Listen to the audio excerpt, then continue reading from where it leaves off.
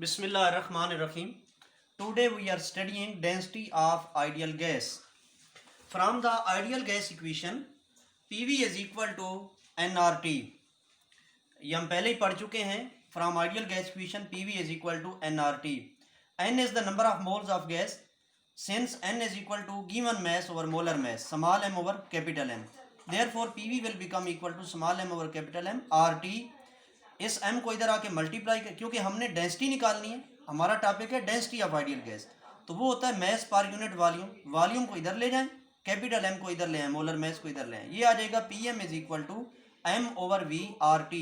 Since mass per unit volume is equal to density, D के equal है, PM is equal to DRT. अब D निकालना है, RT इधर आके डिवाइड हो जाएगा. D is equal to PM over RT. इस इक्वेशन का रिजल्ट ये निकला.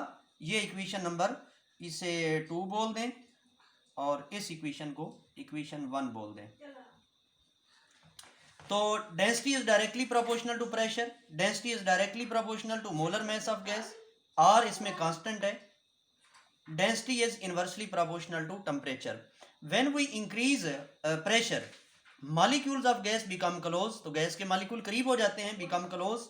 Density of ideal gas, density of gas increases, तो उससे डेंसिटी बढ़ जाएगी.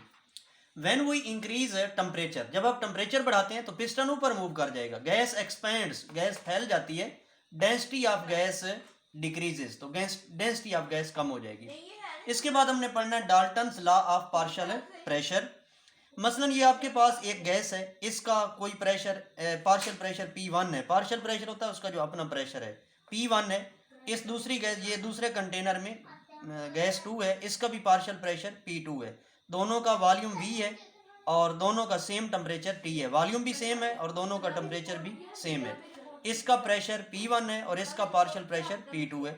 इन दोनों गैसेस को एक तीसरे कंटेनर में, जिसका उतना ही वॉल्यूम है V है और उतना ही टेम्परेचर इसका T टेम्परेचर है, आप दोनों को मिक्स कर देंगे तो आपके पास टोटल प्रेशर, सीधी सी बात है, दोनों को मिक्स किया तो वो सम के इक्वल आ जाएगा, P1 प्लस P2 के इक्वल आ जाएगा. यही हमने लिखा है कि pressure exerted by mixture of non reacting gases. अगर तो वो रिएक्ट कर लेंगी तो फिर तो मिक्सचर बनेगा नहीं, फिर तो वो कंपाउंड बन जाएगा. तो pressure exerted by mixture of non reacting gases, वो गैसेस नॉन रिएक्टेड होनी चाहिए, is equal to sum of, sum कहते हैं जमा को, मजमुए को, is equal to sum of their individual partial pressure. Individual का मतलब होता है इनफरादी, इनफरादी जो उनका अपना प्रेशर है, इंडिविजुअल पार्शियल प्रेशर, जाती प्रेशर जो है, पार्शियल प्रेशर मीन जाती, जो उनका अपना है जाती. Individual partial pressure, pressure exerted by mixture of non reacting gases is equal to sum of their individual partial pressure. ये तो होगी डेफिनेशन.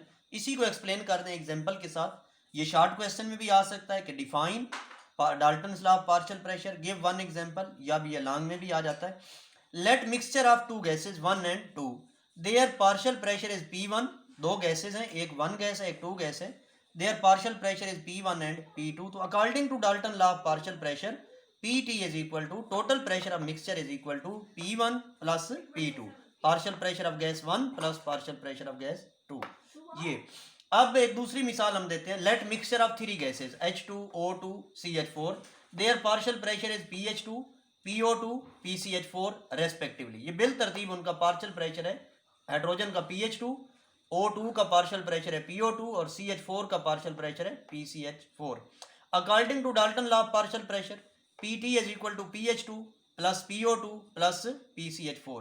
पार्शियल प्रेशर क्या है? Pressure exerted by a gas when it is all alone. All alone mean अकेली, तने तना, जब वो गैस अकेली हो, यानी उसमें कोई और गैस ना हो, ऑल अलोन, लेकिन उसका सेम वॉल्यूम उसका वही हो जो मिक्सचर में है V, and same temperature T as in mixture. उसका टेम्परेचर भी वही हो, उसका वॉल्यूम भी वही हो जो मिक्सचर में है. तो फिर वो जो अलहदा होगी गैस, जो प्रेशर ऑल अलोन एक्सल्ट करेगी, वो उसका प्रेशर कहलाएगा पार्शियल प्रेशर.